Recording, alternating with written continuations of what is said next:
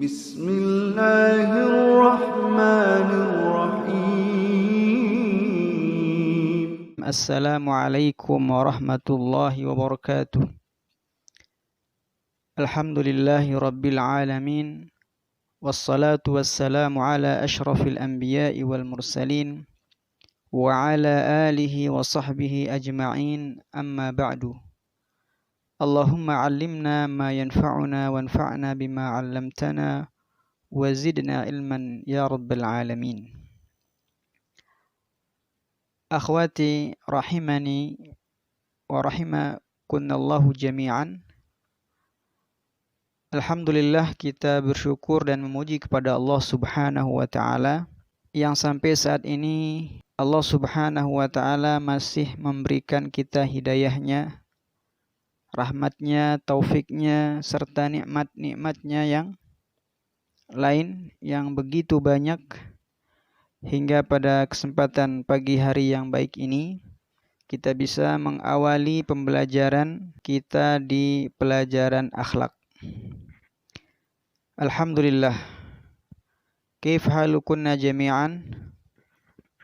Semoga antunna semua diberikan kesehatan oleh Allah Subhanahu wa ta'ala. Amin ya rabbal alamin. Di hari pertama ini kita akan memulai pembahasan atau untuk membahas pelajaran akhlak, pelajaran yang baru karena baru tahun ini diadakan, dan harusnya ya, pelajaran seperti ini harusnya dari awal sudah diajarkan. Tapi tidak mengapa, tidak ada istilah terlambat untuk melakukan kebaikan. Kenapa pelajaran akhlak itu penting? Kenapa pelajaran akhlak itu sangat penting, bukan hanya penting bagi seorang muslim? Karena banyak sekali hadis-hadis yang mengingatkan atau yang mengisyaratkan kepada kita bahwasanya adab akhlak itu sangat penting, sangat-sangat penting. Bahkan ketika Nabi SAW ditanya tentang amalan apa yang paling banyak memasukkan seorang ke dalam surga Allah Subhanahu wa ta'ala, Nabi mengatakan taqwallah wa husnul khuluq. Takwa kepada Allah, takut kepada Allah, dan berakhlak yang baik, memiliki akhlak yang baik. Jadi sekali lagi, kenapa pelajaran ini diajarkan? Karena salah satu cara kita untuk membuka atau mendapatkan surga Allah Subhanahu wa ta'ala adalah dengan cara menghiasi diri kita dengan akhlak yang baik. Dan mustahil bagi kita untuk menghiasi diri kita dengan akhlak yang baik kalau kita tidak mengerti, tidak tahu adab-adab yang diajarkan oleh Rasul Shallallahu Alaihi Wasallam itu seperti apa. Mustahil. Nah, supaya kita bisa menghiasi diri kita dengan akhlak-akhlak yang terpuji ini, maka mesti harus belajar. Ya. Adab-adab misalnya nih, adab an-naum wal istiqadz. Apa saja adab-adabnya? Harus kita pelajari, harus kita pahami. Karena kalau nggak belajar, tidak akan mungkin untuk mengamalkan adab-adab ini. Jadi setidaknya dengan hadis ini, hadis yang dikeluarkan oleh Al-Imam Al-Bukhari dalam Al-Adab Al-Mufrad, dan hadis ini disahihkan oleh Syekh Al-Albani rahimahullah. Ketika Nabi SAW ditanya tentang ayyul a'mal yudkhilun nas ilal jannah, beliau mengatakan taqwallah wa husnul khuluq. Baiklah para akhwati rahimani wa rahimakumullah jami'an. kita memulai bab yang pertama, adabun naum wal istiqadz. Adabu jamak dari adabun, adab. Dan adab ini salah satu kosakata yang sudah menjadi bahasa kita, bahasa Indonesia. Etika, sopan santun, tata cara. Adab naum. Wal istiqadz bangun dari tidur. Adab kita tidur, adab ketika tidur, dan adab bangun tidur. Inilah yang insyaallah ta'ala kita akan bahas 20 menit atau 30 menit yang akan datang. Yang pertama, atau sebelum kita masuk yang pertama, tidur dan bangun tidur merupakan salah satu tanda dari tanda-tanda kebesaran dan kuasa Allah Subhanahu wa ta'ala.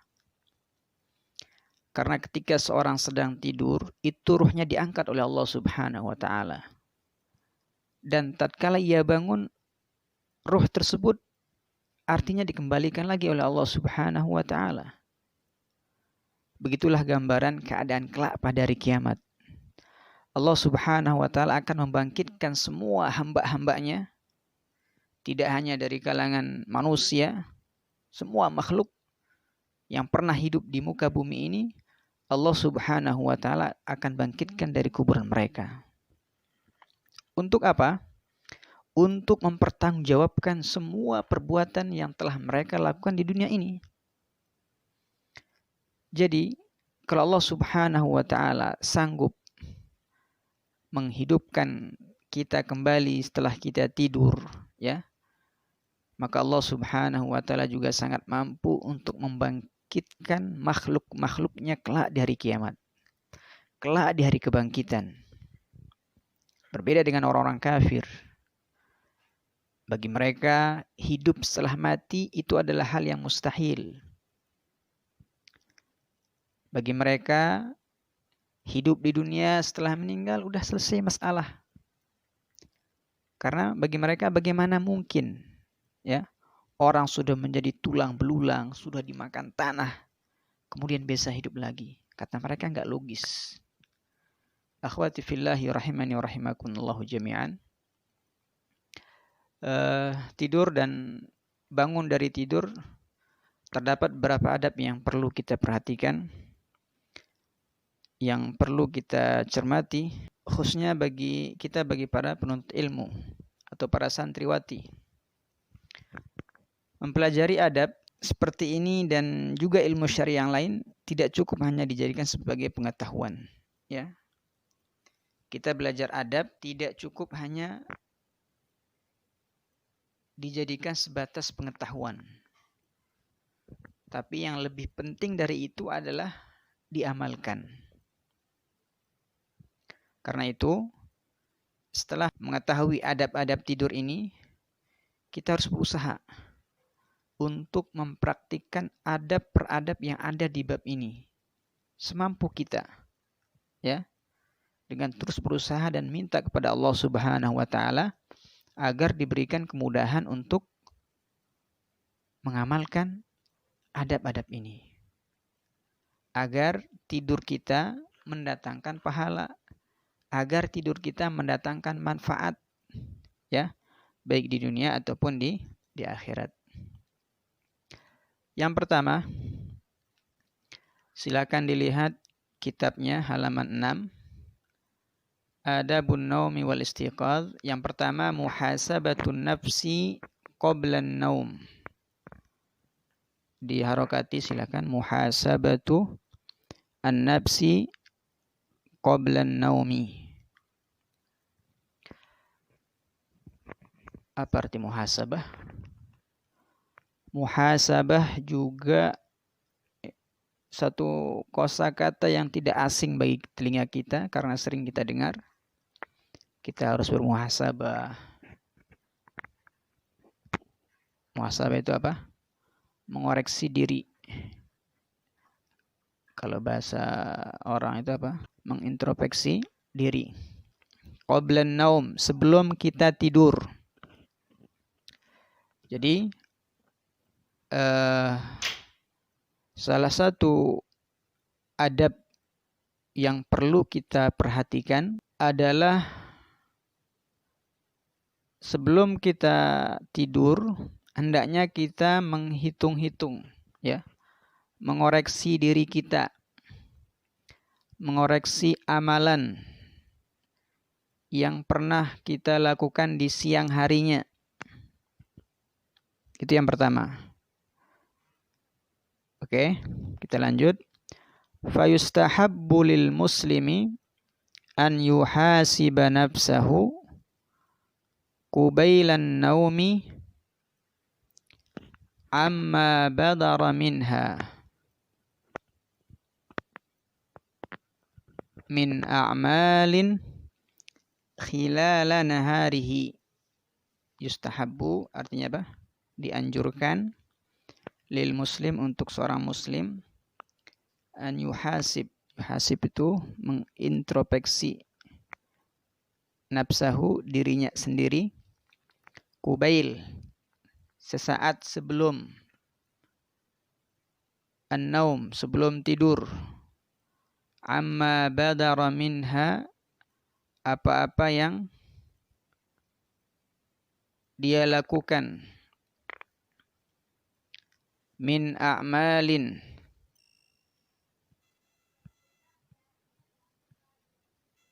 dari amalan-amalan, khilala naharihi, khilal itu selama siangnya. Fa in wajada khairan, apabila dia mendapatkan kebaikan, hamidallaha ta'ala, maka dia memuji Allah subhanahu wa ta'ala.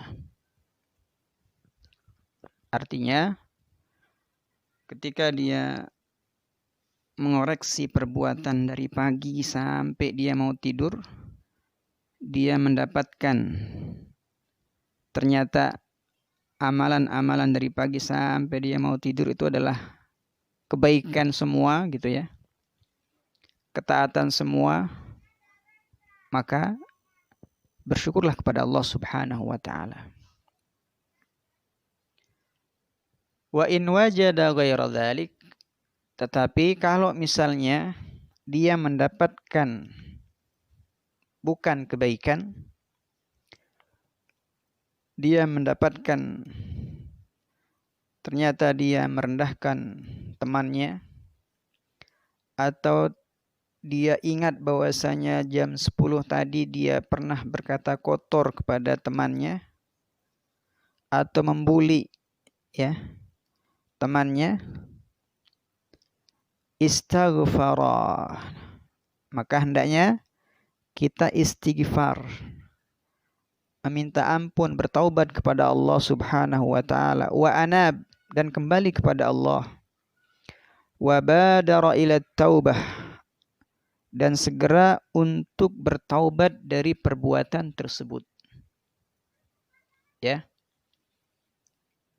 kalau kita mendapatkan hal-hal seperti ini, atau ternyata kita telah melakukan kesalahan dari pagi sampai siang, maka kita segera untuk bertaubat kepada Allah subhanahu wa ta'ala. Wa azama an yakuna yaumuhu al-ati khairan min yaumihi salif.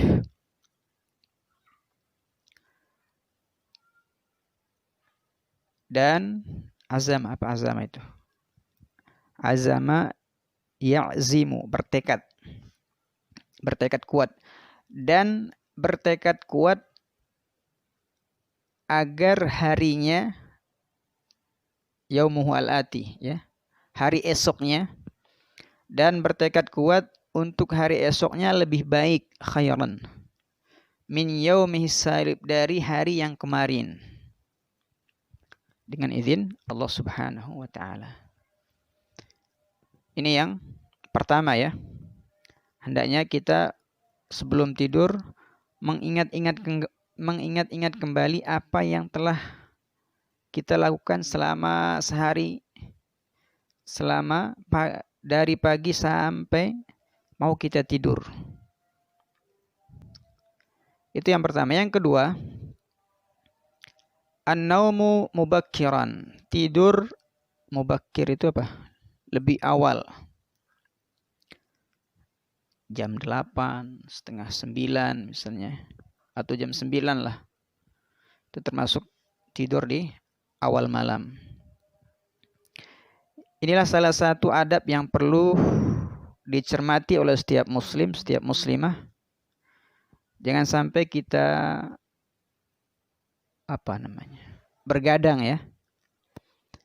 Bergadang dengan hal-hal yang tidak ada manfaatnya.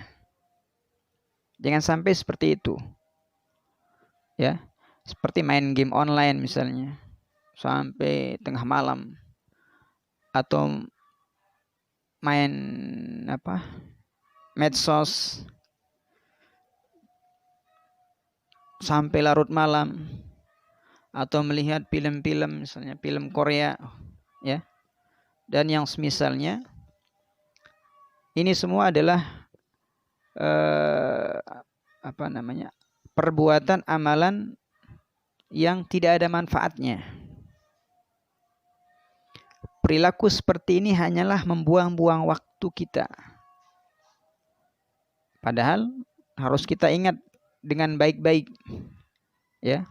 Kelak pada hari kiamat, detik per detik dari waktu kita, menit per menit dari waktu yang kita miliki, jam per jam, hari per hari, tahun per tahun, semuanya akan Allah Subhanahu wa taala meminta pertanggungjawaban kita. Ya. Semua kita, semua orang yang umurnya 60 tahun akan ditanya oleh Allah Subhanahu wa taala. Usia 60 tahun yang aku berikan kalian untuk apa, kalian apakan? Ya. Sebagaimana hadis yang masyhur ya. Rasulullah sallallahu alaihi wasallam mengatakan, la tazulu qadama 'abdin yaumal qiyamah hatta yus'al an arba'. Kaki anak Adam, kaki hambanya tidak akan bergeser kelak pada hari kiamat sampai ditanya 4 hal. Salah satunya an umrihi fima afnah, tentang usianya, umurnya, untuk apa dia habiskan.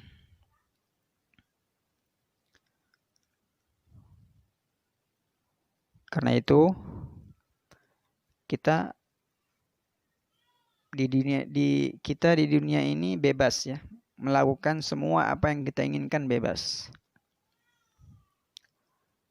Tetapi harus ingat ya, kita juga harus menyiapkan jawaban ketika kita ditanya oleh Allah Subhanahu wa taala tentang waktu kita, tentang nikmat-nikmat Allah Subhanahu wa taala yang berikan.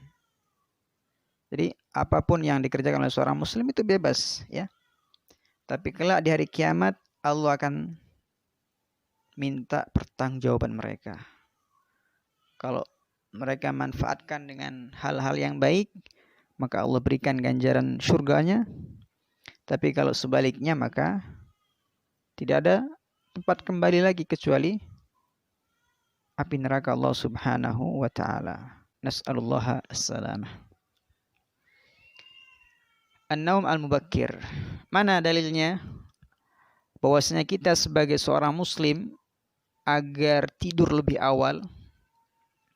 Hadis yang diriwayatkan oleh Aisyah radhiyallahu anha, anna Rasulullah sallallahu alaihi wasallam, bahwasanya Rasulullah sallallahu alaihi wasallam kana yanamu fi awwalil lail, bahwasanya beliau biasa tidur di awal malam. Wa yaqumu akhirahu, dan biasanya beliau bangun di akhir malam. fayusalli, dan sholat malam. Ini yang kedua. Jadi kalau anti mau jadi pengikut Nabi yang setia, maka tidak ada jalan, ya. Tidak ada jalan kecuali berusaha untuk meniru apa yang beliau lakukan. Kalau Nabi tidur di awal waktu, maka kita juga tidur di awal waktu. Kecuali ya, kalau ada keperluan yang syar'i, kalau ada kebutuhan, maka tidak masalah untuk tidur terlambat, ya, untuk bergadang, tidak masalah. Seperti belajar untuk mempersiapkan ujian besok misalnya, tidak masalah. Atau ada rapat misalnya, atau diskusi misalnya, yang berkaitan dengan orang banyak, juga tidak mengapa. Karena ternyata Nabi SAW juga pernah berdiskusi sampai larut malam. Ketika beliau, kemudian Abu Bakar, Umar, ya, rapat diskusi membahas urusan umat. Tidak masalah kalau ada kebutuhan. Itu yang kedua. Taib, selain kita ketika kita tidur di awal malam mengikuti sunnah Nabi SAW, kita juga akan mendapatkan manfaat. Apa manfaatnya? Yang paling kita rasakan kalau sebagai seorang santri adalah apa? Ketika belajar di pagi harinya atau siang harinya kita tidak malas, ya, tapi kita semangat, alias tidak ngantuk. Coba antum perhatikan teman-teman anti yang biasa bergadang sampai larut malam itu, sampai jam 11, 12. Besoknya pas belajar di kelas biasanya mereka udah ngantuk-ngantukan itu. Nah, supaya kita tidak ngantuk-ngantuk, ya, supaya tidak ngantuk untuk ketika belajar, maka baiknya kita tidur di awal malam. Itu yang kedua. Yang ketiga, istihbabul wudu'i qablan naum. Istihbab itu apa? Istihbab dianjurkan, disunnahkan berwudu sebelum tidur. Wal ittija'u ala syakil aiman, dan juga disunnahkan bagi kita untuk ittija'. Ittija' itu berbaring. Ala syakil aiman, di atas bagian badan al-aiman. Aiman itu apa? Kanan. Ya. Mana dalilnya? Bahwasanya ketika kita tidur disunnahkan untuk berwudu terlebih dahulu dan berbaring di atas bagian badan yang kanan. Hadis Barra ibn Azib radhiyallahu anhu, dia berkata, qala Rasulullah sallallahu alaihi wasallam, Rasulullah sallallahu alaihi wasallam bersabda, "Idza ataita madja'aka fatawadda wudu'aka lis-shalah." Apabila engkau mendatangi tempat tidurmu, tempat berbaringmu, kasurmu, fatawadda, maka berwudu'lah seperti wudu'mu salat. Thumma ittaji' ala syakkikal aiman. Setelah itu berbaringlah di atas bagian kanan badanmu. Itu yang ketiga. Lanjut, wala ba'sa an yatahawwal ila syakkihil aisar fima ba'du. La ba'sa itu apa artinya? Tidak apa-apa.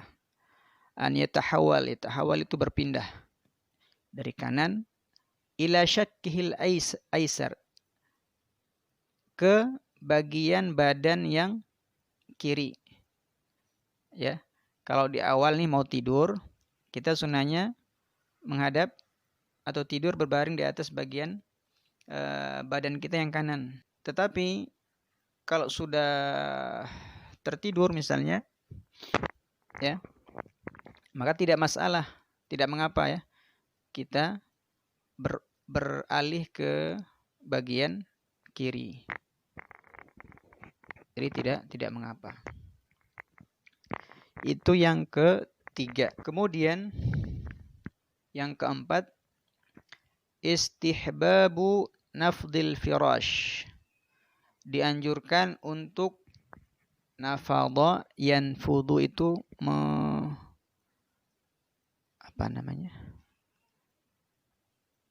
mengirapkan ya. Kalau bahasa sederhananya membersihkan lah. Ya. Membersihkan atau merapikan al-firash, kasur. Wadzalika salasan, yaitu dengan 3 kali pukulan. Ya. Qabla al-ittija' alaihi, sebelum berbaring di atasnya. Jadi kalau anti mau tidur jangan langsung naik kasur, ya. Pertama kali nanti harus apa? Ngirapkan atau membersihkan kasur kita atau spray kita gitu ya. Baru setelah itu kita berbaring.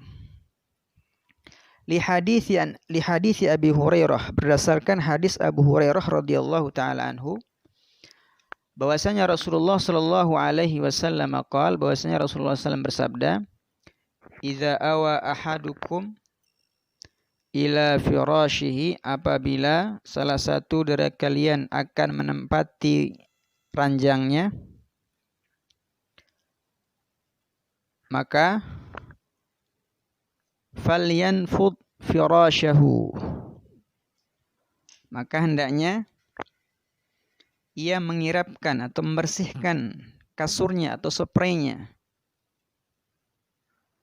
bidakhilati izarihi, khususnya yang bagian dalam, fa innahu la yadri ma khallafahu alaih, karena dia tidak tahu apa yang ada di balik kasur atau spray tadi. Jadi sekali lagi, apabila salah satu dari kalian akan menempati ranjangnya, maka hendaknya ia mengirapkan atau membersihkan kasurnya atau spraynya, khususnya yang bagian dalam, karena ia tidak tahu apa yang ada di balik spray atau kasur tersebut. Itu yang keempat. Wa fi riwayatin, dan disebutkan dalam satu riwayat, salasa marrat. Ya. Dalam riwayat yang lain disebutkan 3 kali. Ya, mengirap kasurnya atau memukul kasurnya 3 kali. Wa dakhilatul izar, adapun dakhilatul izar maknanya adalah tarfahud dakhili alladhi yalil jasad, ujung bagian dalam yang langsung berhubungan dengan badan.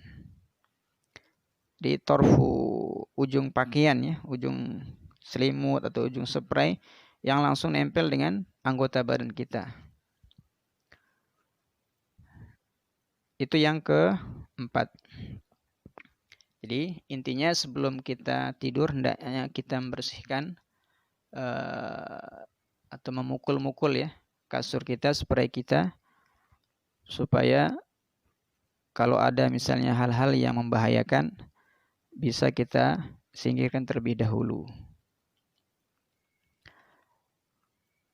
Itu yang keempat. Sekarang yang kelima, karahiyatun naum 'alal batni, dimakruhkannya untuk tidur tengkurap.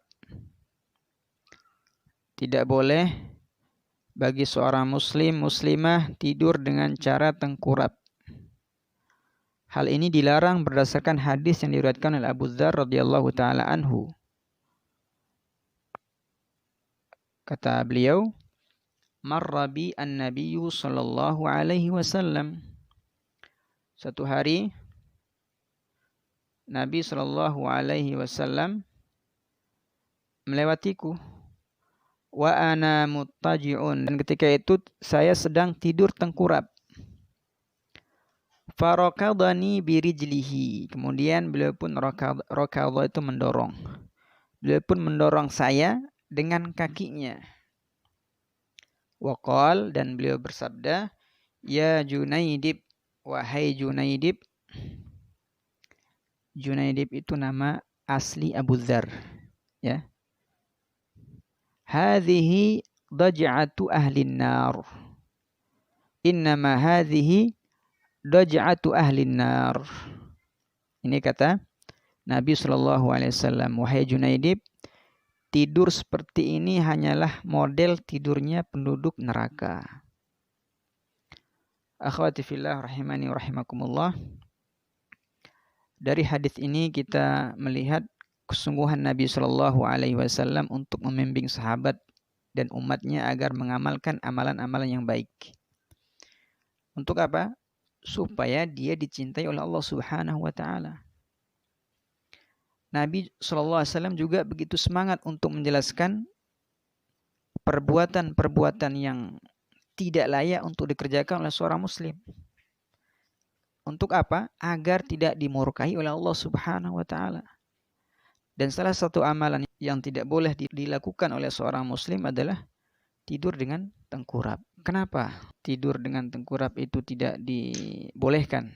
Di antara alasan tidur tengkurap itu dilarang menurut sebagian ulama adalah karena cara tidur seperti ini adalah kebiasaan orang-orang kafir dan pelaku dosa di dunia. Kemudian sebagian ulama lagi mengatakan atau menjelaskan alasan tidur seperti ini dilarang karena tidur seperti ini adalah gaya tidurnya penduduk neraka. Sebagian ulama juga mengatakan itu kalau yang dilarang itu kalau tidur tengkurap di tempat ramai. Adapun kalau di rumah, ya. Adapun kalau di rumah, kata sebagian ulama tidak masalah. Tidak mengapa. Tapi apakah berbahaya bagi kesehatan? Wallahu a'lam. Bisa anti tanya siapa? Kalau misalnya Umi Anti atau Bi Anti seorang dokter bisa tanya ke mereka. Tapi yang pernah saya baca itu berbahaya, ya, nggak sehat, nggak bagus bagi kesehatan kalau kita tidur lama dengan cara tengkurap seperti itu. Wallahu a'lam. Tapi para akhwati fillah rahimani wa rahimakumullah jami'an, mungkin ini yang bisa kita bahas pada pertemuan kita kali ini. Semoga bisa dipahami. Kalau ada yang belum jelas, kosakata yang belum jelas, nanti bisa tanya di Japri atau di Edmodo juga bisa. Baik, kita akhiri. Kurang dan lebihnya saya mohon maaf.